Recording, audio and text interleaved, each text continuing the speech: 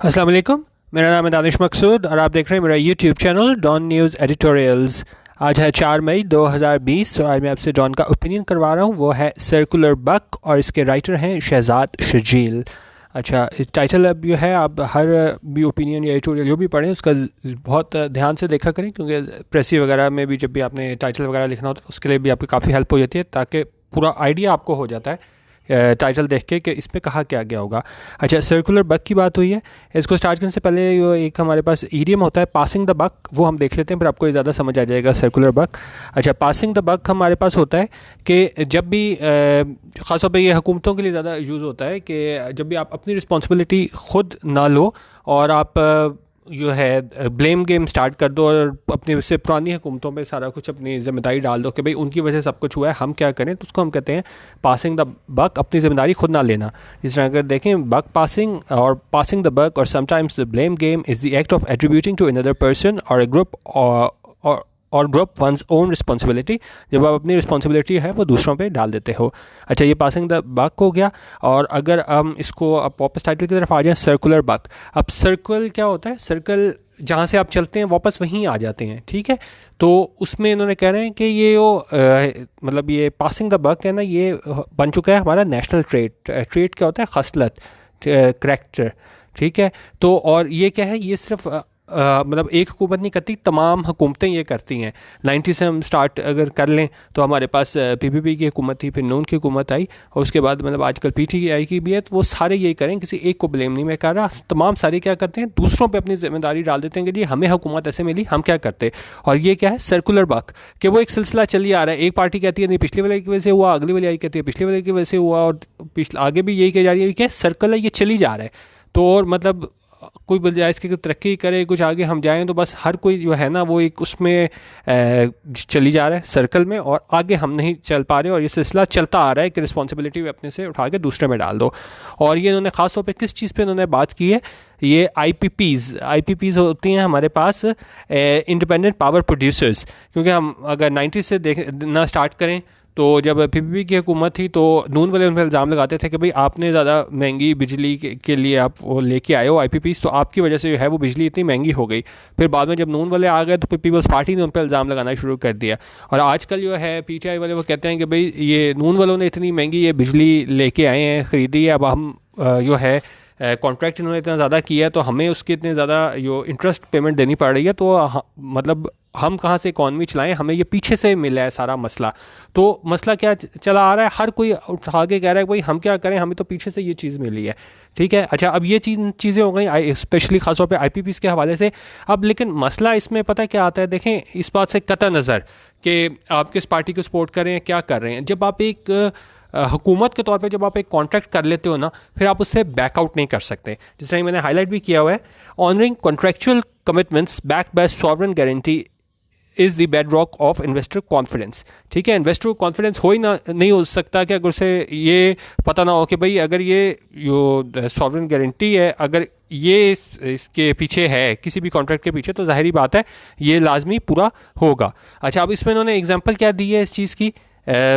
Example इन्होंने यहाँ पे दी है, एक मिनट है जाए, यहाँ पे इन्होंने दी थी कि ये जिस तरह मतलब कि पीटीआई वाले कहते हैं कि नहीं जी हाँ इतना कॉन्ट्रैक्ट इतना गलत किया है, हम क्या करें। उन्होंने कहा क्योंकि छोड़ दें इस बात को, गलत था, सही था, गलत रेट पे लेके आए, लेकिन उन्होंने एक दफ़ा जब कॉन्ट्रैक्ट कर लिया है तो इस पे जो भी आने वाली हुकूमतें आगे उनको वो पूरा करना पड़ेगा, नहीं तो क्या होगा। यहाँ पे इन्होंने आगे एग्जाम्पल्स भी दी हुई हैं। यहाँ पे एक तो इन्होंने दी थी यहाँ पे, ठहर जाएँ, यहाँ पे अच्छा उसमें ने कहा कि ख़ासतौर पर ये रिकॉर्डिंग केस आपको पता होगा, वहाँ पे हमें 6 बिलियन के जो है वो फ़ाइन अवार्ड हुआ है, ठीक है। और इसके अलावा एक और हमारे पास ये था रेंटल पावर एग्रीमेंट था टर्किश कंपनी के साथ, उसको ब्रीच करने पे हमारे साथ क्या हुआ है, 1 बिलियन ओवर 1 बिलियन का वो हमें पेनल्टी ऐड हुई है। तो उन्होंने कहा कि ये चीज़ हमें करनी है।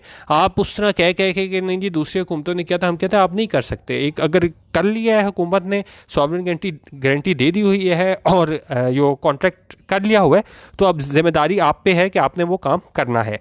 ठीक है, ये सारी चीज़ें होंगी। नहीं तो उन्होंने साथ ये बताया है कि ये इंस्टेंसेस थे और आपको इतनी जो है वो फ़ाइन देना पड़ा था, और अगर अभी भी ये IPPs वाली बात करते हैं तो इनको देना पड़ेगा फ़ाइन अगर ये लोग नहीं उससे कॉन्ट्रेक्चुअल गारंटी है, सॉवरेन गारंटी उससे बैकआउट कर जाते हैं।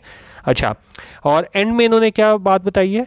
एंड में इन्होंने जो बात बताई है वो इन्होंने IMF के हवाले से बात की है कि देखें अभी तो बड़ा मतलब सख्त शराइत पे है वो पाकिस्तान को कर्जा मिला था, लेकिन अब उसके बाद क्या उसके अंदर उन्होंने काफ़ी ज़्यादा चीज़ें कही थी, जिस तरह कि जी आपको काफ़ी कंडीशंस थी किस हवाले से, प्राइवेट सेक्टर लेड ग्रोथ के हवाले से, ईज़ ऑफ डूइंग बिजनेस के हवाले से, रिफॉर्म्स टू अट्रैक्ट इन्वेस्टमेंट के हवाले से और फिस्कल रिस्पॉन्सिबिलिटी के हवाले से।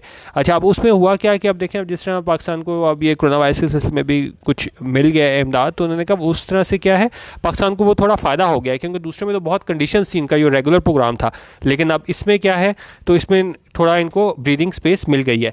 लेकिन उन्होंने क्या कहा है, ये ज़ाहिर हमेशा के लिए नहीं होगी। उन्होंने बाद में क्या कहा है, इसको बाद में डिटेल में पढ़ेंगे। उन्होंने कहा कि जब ये रेगुलर प्रोग्राम रिज्यूम होगा तो फिर पाकिस्तान को फिर क्या करना पड़ेगा, फिर यो बिजली के जितने भी ये इन्होंने कॉन्ट्रैक्ट वगैरह किए हुए हैं IPPs के, तो वो उसकी जो है पूरा आप कह लें पास ऑन करना पड़ेगा फुल कॉस्ट इलेक्ट्रिसिटी की, किस पे, कंज्यूमर पे, एंड कंज्यूमर पे, सारिफ पे।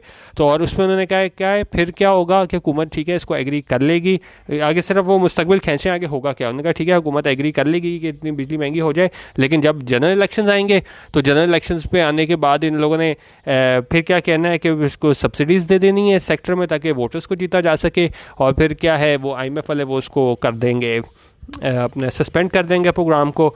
और उसके बाद क्या होगा कि उसके बाद नई हुकूमत आएगी, जो भी आएगी हुकूमत हमारे पास इलेक्शंस के बाद, उसने आके कहना है कि भाई हमें तो ये गलत इकॉनमी मिली थी, रूइंड इकॉनमी मिली थी, और ये फिर ये cycle of beg borrow and steal will continue. ठीक है, तो उन्होंने कहा ये चीज़ें हैं ना, cycle of beg borrow steal will continue, ये जारी रहेगा, और हम क्या करेंगे दूसरों पर इल्ज़ाम लगाते रहेंगे कि भाई हम इनकी वजह से जो है पुरानी हुकूमत की वजह से जो है वो हम मारे गए, तबाह हो गए, बर्बाद हो गए।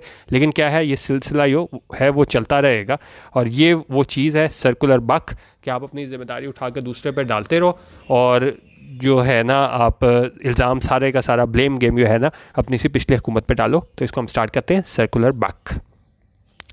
उनका passing the buck has become a national trait. उन्होंने कहा अपनी जिम्मेदारी उठा के दूसरे बंदे पे डाल दो, और ये क्या बन चुकी हुई है, और ब्लेम गेम स्टार्ट कर दो, ये हमारा नेशनल ट्रेट बन चुका हुआ है। ट्रेट क्या होता है, आप इसको खसलत कह लें, डिस्टिंग्विशिंग क्वालिटी कह लें, और करेक्टरिस्टिक कह लें। ठीक है, the government having run out of rickshaw drivers and street food vendors with billions in benami proxy bank accounts had to turn to the good old independent power producers IPPs, the favourite whipping boys of political parties.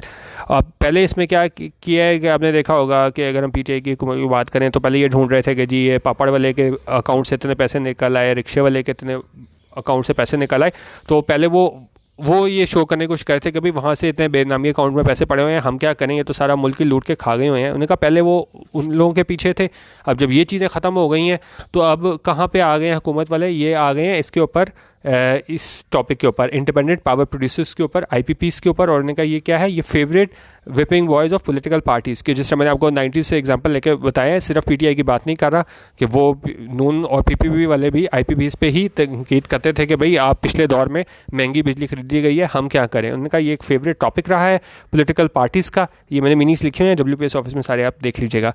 तो उन्होंने कहा favourite topic रहा है, तो आप PTI वाले भी क्या करें, ये IPPs पे आ गए हुए हैं कि भाई ये इतनी महंगी बिजली खरीदी है, हम क्या करें। तो हमें लोग कहते हैं कि आप सस्ती दो, जब पिछली हुकूमत इतने महंगे टर्म्स एंड कंडीशंस में ये साइन कर गई हुई IPPs के साथ, तो हम क्या करें। अच्छा, अब आगे क्या है, इन वन फेल सूप क्या होता है कि कोई चीज़ आप क्या करना, to do it suddenly in a single swift, एकदम कोई आप काम करो ना। तो उन्होंने कहा इन वन फेल सूप क्या हुआ, the out going governments and the investments brought in are tarred with a brush of suspicion. तो उन्होंने कहा ये आउट गोइंग गवर्नमेंट्स हैं और जो इन्वेस्टमेंट्स लेके आई थी, सारी वो पुरानी गवर्नमेंट्स हैं, उनकी बात करें, जो इन्होंने माहदे किए थे IPPs के हवाले से और दूसरे माहदे भी, तो उन्होंने क्या किया, are tarred with a brush of suspicion. तो उसको किस चीज़ से आपने कर लिया, एक तरह से सस्पिशन, शक जो है ना, वो आपने कर दिया है कि भाई पता नहीं इन्होंने क्या किया गलत, किकबैक्स के लिए जो है वो ज़्यादा अमाउंट पे जो है मुआहदे कर लिए हैं, या क्या तो उन्होंने कहा जिस तरह इन्होंने बातें स्टार्ट की आईपीपी, तो उन्होंने सारा जो है वो मलबा डाल दिया पुरानी हुकूमतों के, भाई ये इन्वेस्टमेंट लाए थे तो लाजमी इन्होंने इसमें किकबैक्स लिए होंगे, ठीक है, और इसको इन्होंने क्या कर दिया, with a brush of suspicion, शक के उसमें आप डाल दिया कि इन्होंने जो है वो फेयर काम नहीं किया होगा।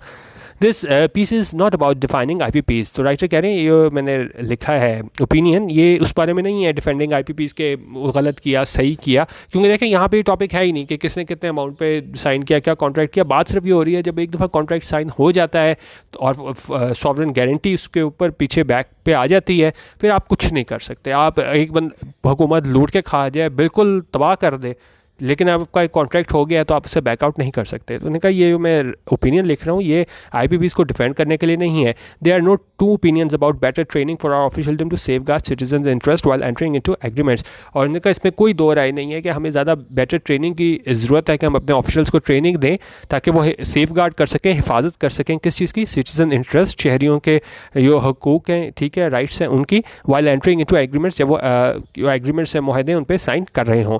तो लेकिन उन्हें क्या बेसिक बात वो कुछ और कर रहे हैं, आगे देखते हैं। Who would not want a lower electricity bill. उन्होंने कहा कौन नहीं चाहेगा कि उसके बिजली का बिल है वो कम आए। Make electricity free if you will. उनका बेशक बिजली फ्री कर दो अगर आप कर सकते हो, but then please do not insult the citizens collective intelligence by incessantly talking about making Pakistan a magnet for investment. उनका बेशक आप बाद में बिजली फ्री कर दो, लेकिन क्या है, आप क्या नहीं कर सकते, आप इंसल्ट नहीं कर सकते, बेइज्जती नहीं कर सकते किसकी, citizens collective intelligence by incessantly. Incessantly होता है लगातार, इसको अगर हम देखें विदाउट इंटरप्शन, कॉन्स्टेंटली, लगातार।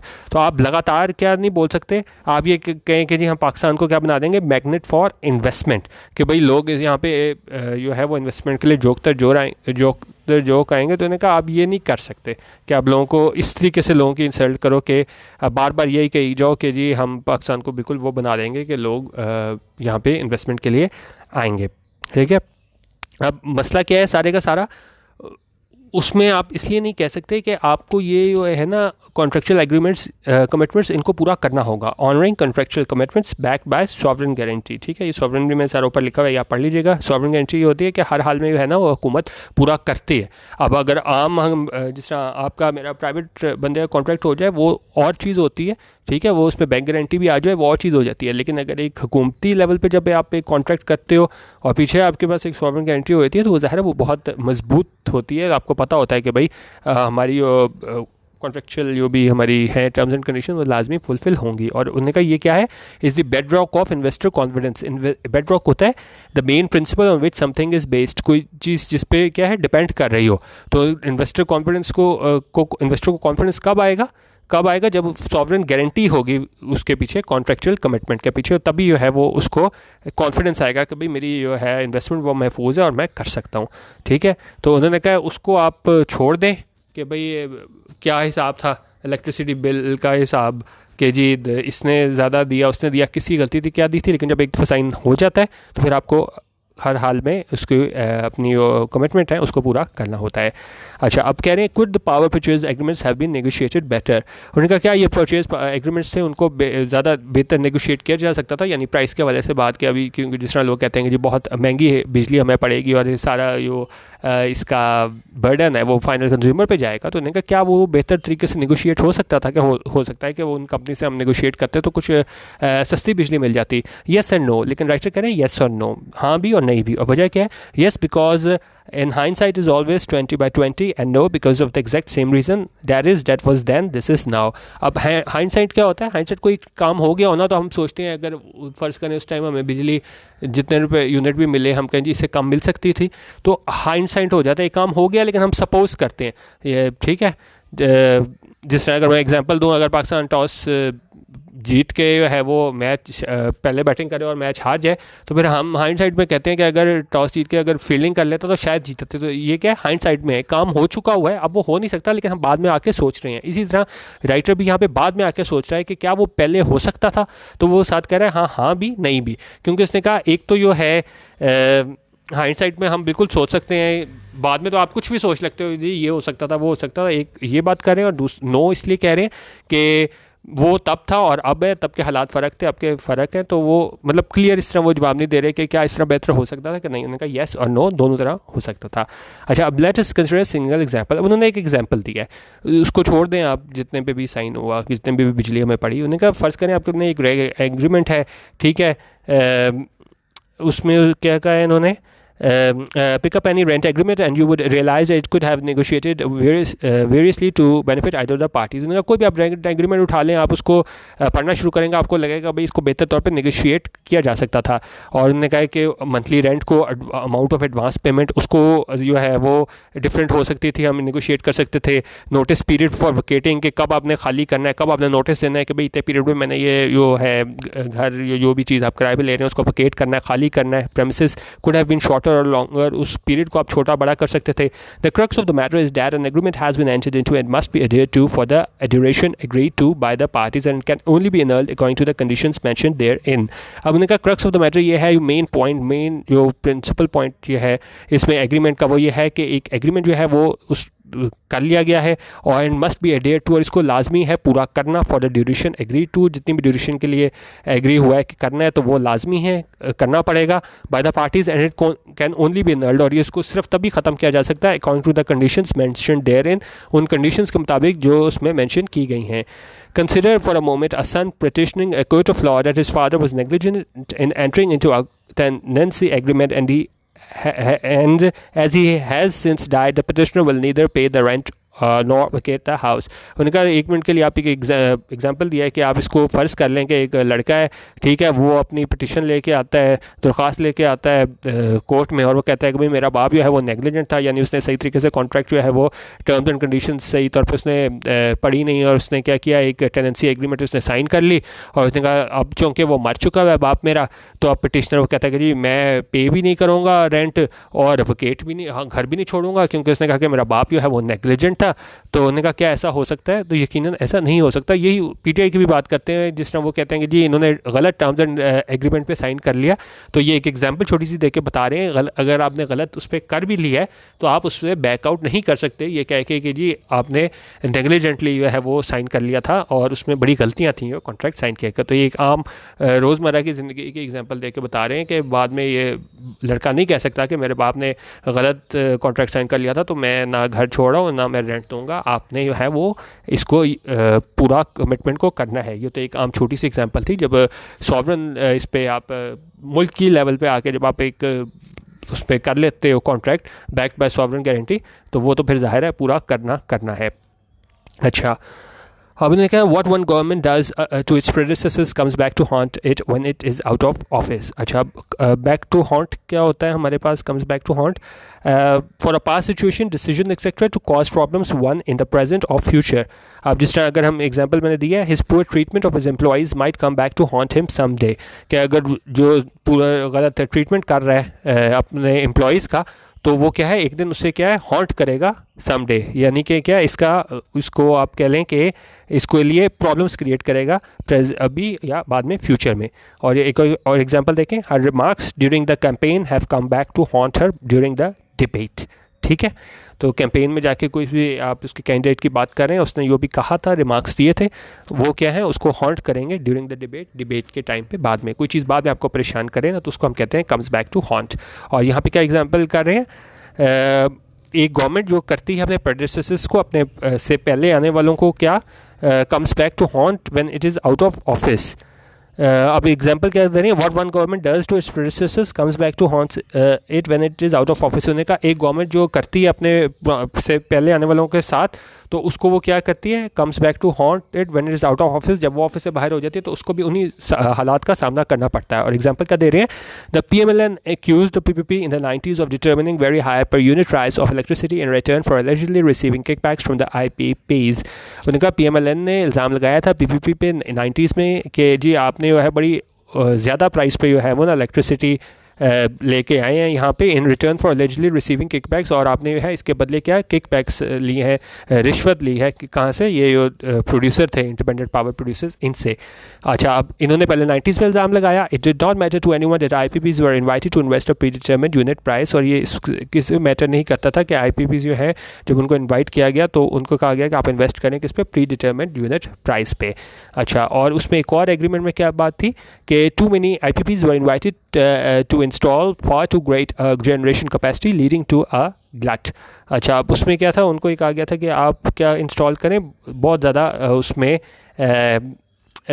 क्या है जो greater generation capacity leading to a glut, उनको कहा गया था कि आप इंस्टॉल करें बहुत ज़्यादा उसमें क्या कहते हैं उसको, मेगावाट्स में ना, ये मेगावाट्स में आता है ना, मेगावाट्स में आप ये इंस्टॉल करें जितने भी आपके ये पावर जनरेट ये आए हैं क्या बोलते हैं आईपीपीज, ठीक है। और उसकी वजह से क्या हुआ, leading to a glut, glut होता है an excessively abundant supply of something, there is a glut of cars on the market, इसका मतलब क्या होता है, surplus excess feet, ठीक है। और उसके बाद क्या हुआ, it turned out that against the then 2000 megawatts shortfall, उन्होंने कहा उस वक्त जो 2000 मेगावाट का शॉर्टफॉल था, only 1000 megawatt only 1000 megawatt surplus resulted over time, तो हमें बाद में सिर्फ जो 1000 मेगावाट surplus जो है वो देखने को मिला। अच्छा, अब उसमें उन्होंने क्या कहा है, अब उन्होंने कहा है कि डेकेड्स ज़ाया कर दिए मार्शल लॉ के पीरियड में, और उसी तरह डेकेड्स कह रहे हैं इलेक्टेड गवर्नमेंट्स ने ज़ाया कर दिए किस चीज़ में, स्ट्रीट डेमोन्स्ट्रेशंस में, क्या करने के लिए, to determine who brought them to power, के उस इस चीज़ में उन्होंने धरनों की बात करें कि उसमें ज़ाया कर दिया कि इनको पावर में कौन लेके आया, and who orchestrated there ouster, और कौन था मरकज़ी इक़्तिदार जो उनको उस हुकूमत से निकालने में। तो उन्होंने कहा उसमें मार्शल लॉ में भी हमने डेकेड्स ज़ाया कर दिए और इलेक्टेड गवर्नमेंट्स ने भी डेकेड्स ज़ाया कर दिए। We just did not have the time or gumption to develop our hydropower generation resources and maintain an upgraded distribution network. उनका हमारे पास क्या नहीं था, टाइम नहीं थी और गम्पशन नहीं थी। गम्पशन क्या होता है, shrewd और spirited initiative and resourcefulness। Initiative कह लें, रिसोर्सफुलनेस कह लें, इनका हमारे पास कोई इनिशिएटिव नहीं था कि हम डेवलप करते कोई हाइड्रो पावर जनरेशन रिसोर्सेज हम बनाते और अपग्रेड करते अपने डिस्ट्रीब्यूशन नेटवर्क को। और जब when demand and supply push came to shove, ये क्या होता है push came to shove, figuratively ये यूज़ हुआ है जिस तरह when pressure is on, when the situation is critical or urgent, when the time has come for action, even if it is difficult. He's not a particularly talented builder, but when push comes to shove, he can usually get the job done. ठीक है, अब जिस तरह हम कह लेते हैं कि when the pressure is on, when the time has come for an action, तो उन्हें का जब कोई वक्त आए कोई काम करने का, बेशक वो मुश्किल भी हो, तो उस टाइम जो काम किया जाए ना, तो उसको हम कहते हैं कि when demand and supply push came to shove, तो उस टाइम जब डिमांड सप्लाई का इशू बना, हमारे पास इतना ज़्यादा शॉर्टफॉल हो गया, तो फिर क्या हुआ, we turn to the IPPs for a quick thermal solution. उन्होंने कहा हमने उसने वो भी ज़ाया कर दिया टाइम, जो हमारी मिलिट्री उस मार्शल लॉ का टाइम था डेकेड्स, उसमें ज़ाया हो गए। डेकेड्स जो थे हमारे इलेक्टेड रिप्रेजेंटेटिव, उन्होंने ज़ाया कर दिया, और किसी को ख्याल नहीं आया कि भाई जी हम क्या करेंगे जब ये हमारा इतनी ज़्यादा शॉर्टफॉल हो जाएगा, और हमने कोई हाइड्रो पावर जनरेशन की तरफ जो है वो तवज्जो नहीं दी। और जब ये सारा डिमांड सप्लाई का इशू हो गया तो हमें उस सख्त फैसले लेने पड़े। When push came to shove, उस टाइम लाजमी हो गया हमारे पास, हमने क्या किया, we turn to the IPPs for a quick thermal solution. फिर हमने आईपीपीज की तरफ रुजू कर लिया क्विक थर्मल सोल्यूशन के लिए। अच्छा, अब उसमें क्या है, उनका जब हमें क्या मिली, ब्रीदिंग स्पेस मिली, और थिंक वी डू, और हम समझे कि हमें मिल गई है। फिर हमने क्या किया, हमने किया we want to wriggle out of agreements, फिर हमने वहाँ से एग्रीमेंट से निकलना चाहते हैं with IPPs. And what better excuse than to accuse the previous regime of corruption and the IPPs of behaving like profit seeking business instead of non profit entities we want them to be. हमने कहा कि बाद में फिर लोग क्या कहते हैं कि भाई वो एग्रीमेंट्स ही इतने ज़्यादा थे, तो हम उनके पैसे कैसे पूरे करें। तो उन्होंने कहा बाद वाली हुकूमत क्या है, फिर वो आगे से निकलना चाहती है, ये जानते हुए भी कि भाई हमने जो है वो सॉवरन गारंटी दी हुई है। अब आगे उन्होंने एग्जांपल दे लिए हैं कि भाई देखें आप जो हो ना, इतना फ़ाइन आप पहले ही दे रहे हो, आप किस तरह बैकआउट कर सकते हो आप आईपीपीज के साथ, एग्रीमेंट के साथ। आप क्या एग्जांपल दिया, यानी कि Pakistan currently faces a $6 billion fine award by the international centre for resettlement of investment dispute for reneging on the Reko Diq mining deal with Tethyan copper company. तो उन्होंने कहा इस कंपनी के साथ जो है वो हमने बैकआउट किया, तो हमें क्या हुआ, हमें ये 1 बिलियन 6 बिलियन का जो है वो फ़ाइन अवार्ड हुआ है। इसके अलावा इन्होंने एक और एग्जांपल दिया rental power agreement Turkish company के साथ, वहाँ पे हमें अवार्ड क्या है, स्टैंड्स एट ओवर 1 बिलियन, एक वहाँ से हमें इतना फ़ाइन हो रहा है और ये कीप्स राइजिंग और ये बढ़ रहा है। किस वजह से? Due to accruing interest payments, क्योंकि एक्रू हो रही हैं, जमा हो रही हैं क्या चीज़, इंटरेस्ट पेमेंट, तो ये भी हमारा ये है वो बढ़ रहा है। अच्छा, what a fantastic time for the IMF to suspend its regular program in mutual agreement with the government, as it was full of conditions like private sector-led growth, ease of doing business, reforms to attract investment and fiscal responsibility, etc. अब उसमें उन्होंने क्या कहा है कि IMF ने उन्होंने कहा ये फंटास्टिक टाइम था, बहुत अच्छा टाइम था जब उन्होंने क्या किया, सस्पेंड कर दिया अपना regular programme in mutual agreement with the government. और उन्होंने कहा जो जिस तरह आपको पता है ये कोरोना वायरस की वजह से है वो अभी जो है स्पेशल इन्होंने अपना वो दिया हुआ है पैकेज। तो जो पहले वाला था हमारे पास रेगुलर, तो उसमें तो क्या था, it was full of conditions, में बहुत कंडीशंस थी, like private sector led growth थी, ईज ऑफ डूइंग बिजनेस थी, रिफॉर्म्स टू अट्रैक्ट इन्वेस्टमेंट थी और फिस्कल रिस्पॉन्सिबिलिटी थी। और उन्होंने कहा the emergency programme on the other hand, और ये दूसरा बाद में एमरजेंसी प्रोग्राम आया है, मींस नो क्वेश्चंस आस्क्ड। उसमें क्या है, नो क्वेश्चन आस्क्ड, कुछ नहीं पूछा गया कि भाई आपने क्या बेहतरी की, कौन से टारगेट हासिल किए, क्विक डिस्बर्समेंट थी, फॉरन मिल गए, a win win for the lander and the government. उन्होंने कहा विन विन सिचुएशन थी किसके पास, IMF के लिए भी और गवर्नमेंट के लिए भी।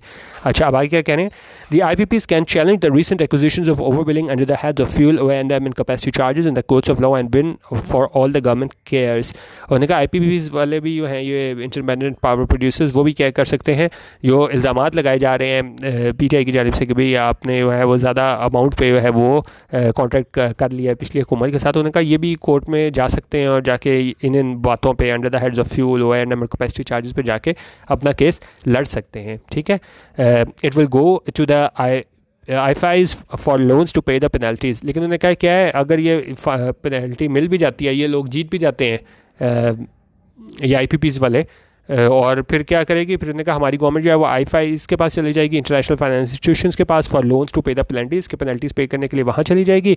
Sooner or later the IMF would resume its regular programme complete with conditions like passing on the full cost of electricity generation and distribution to the consumers। लेकिन उन्होंने कहा क्या है, अभी तो फिलहाल उन्होंने कहा चलो आपको रिलीफ मिला हुआ है इसकी कोरोना की वजह से, लेकिन उन्होंने कहा सूनर और लेटर क्या होगा कि IMF जो है वो वापस आ जाएगी किस पे, अपने रेगुलर प्रोग्राम में, और उसके अंदर क्या होंगी, ज़ाहिर है कंडीशंस बहुत होंगी, और उन कंडीशन में फिर जो है जब वो पास ऑन करेंगे कॉस्ट इलेक्ट्रिसिटी की, तो वो क्या जनरल उस पर आ जाएगी कंज्यूमर पे, सारिफ पे। अच्छा, अब उसमें आगे क्या सारे इन्होंने, जिस तरह मैंने आपको शुरू में बताया था, government will readily agree, government जो है वो एग्री कर लेगी, बट कम जनरल इलेक्शन, लेकिन जैसे जनरल इलेक्शन आने वाले होंगे, it will reintroduce the subsidies in every sector to win over the voters. फिर वो इंट्रोड्यूस कर देगी सब्सिडीज़ ताकि उनको बिजली सस्ती मिले तमाम सेक्टर्स में, और ताकि वो जो है वोटर्स को जीता जा सके जनरल इलेक्शन से पहले।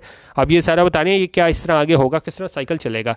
The fund will have to declare reform reversal and suspend the programme, और फंड जो है वो सस्पेंड कर देगी इस प्रोग्राम को जितनी भी कंडीशन के साथ आया था। उसके बाद क्या होगा, the next administration will claim that inherited a ruined economy. जो अगली एडमिनिस्ट्रेशन आएगी वो कहेगी कि हमने जो इनहेरिट की वो क्या थी, रूइंड इकोनॉमी थी, बिल्कुल तबाह हाल इकोनॉमी थी। जिस तरह ये PTI वाले आए थे तो इन्होंने कहा कि हमें पीछे से बिल्कुल ही तबाह हुई मैशत मिली है, तो उन्होंने कहा इसी तरह जब अगले इलेक्शन आएंगे तब उसके बाद क्या होगा, जो भी हुकूमत आए वो आके ये कहेगी कि हमें तबाह मिली है हुकूमत, and the cycle of beg borrow and steal will continue. और ये साइकिल जो है वो क्या है, वो जारी रहेगा। आप ये इल्ज़ाम लगाना और ये मांगना और बोरो करना और यही सारा IMF के पास जाना, उनका ये साइकिल जो है वो क्या है, कंटिन्यू रहेगा, जारी रहेगा। So shall the claims of turning Pakistan into a magnet for investment. और जिस तरह हर हुकूमत आगे कहती है कि जी हम पाकिस्तान को क्या बना देंगे, मैग्नेट फॉर इन्वेस्टमेंट बना देंगे, उनका साथ ही ये क्लेम भी है वो जारी रहेगा। एक पूरे साइकिल की बात की है राइटर ने कि सर्कुलर बक, कि आपका ये साइकिल जो है वो जारी रहेगा। और ख़ास तौर पर इन्होंने IPPs के हवाले से बात की है कि तमाम हुकूमतें जो हैं वो एक दूसरे को इल्ज़ाम लगाती रही IPPs के हवाले से, लेकिन उन्होंने कहा कि हम इसको बैकआउट नहीं कर सकते क्योंकि इसके पीछे सॉवरेन गारंटी है। और साथ उन्होंने एग्जांपल्स दी हैं कि कौन कौन से केसेस में हमें कितना कितना फ़ाइन हुआ जब हमने अपनी जो थी इसको सॉवरेन गारंटीज़ के होते हुए भी हमने जो है कॉन्ट्रैक्ट को पूरा नहीं किया। और एंड में आके इन्होंने IMF की बात की है कि अभी तो हमारे पास ये इमरजेंसी उस पर वो मिला हुआ है, हमें स्पेशल असिस्टेंस मिली हुई है, लेकिन उनका जब रेगुलर प्रोग्राम की तरफ से आएंगे तो फिर हुकूमत को है वो दोबारा कंडीशंस इंप्लीमेंट करनी पड़ेगी। और तब जब दोबारा महंगा हो जाएगी बिजली तो हुकूमत जब इलेक्शन के टाइम जो है वो दे देगी, रिलीफ दे देगी, सब्सिडी दे देगी। और फिर जब सस्पेंड हो जाएगा प्रोग्राम और उसके बाद जब हुकूमत जौन सी भी नई आ जाएगी वो क्या करेगी, वापस आके ब्लेम गेम दोबारा स्टार्ट कर देगी, वही सारा साइकिल स्टार्ट हो जाएगा कि भाई हमें तो सही से वो मिल गई थी, इन लोगों ने इलेक्शन के आने से पहले सब्सिडी दे दी, अब हम क्या करें, अब हमें डॉलर महंगा करना पड़ रहा है, ये हिसाब है सारे, हमें वो मैयर्स लेने पड़ रहे हैं। तो उन्होंने कहा कि वो सारा साइकिल जो है वो चलता रहेगा। और साथ ये भी चीज़ के इनके दावे हैं कि हम मैग्नेट बना देंगे इसके इन्वेस्टमेंट का, कि जी सारे जो है इन्वेस्टमेंट हमारे पास आ जाएगी। उनका ये साइकिल भी चलता रहेगा। तो बेसिकली साइकिल की बात की थी, सर्कुलर बक, कि कंपनी हुकूमतें हैं वो क्या करेंगी, अपने से पिछले पे डालती रहती हैं इल्ज़ाम सारा, और ये साइकिल जो है वो चलता रहता है। वीडियो देखने का बहुत शुक्रिया। अल्लाह हाफिज़ और पाकिस्तान जिंदाबाद।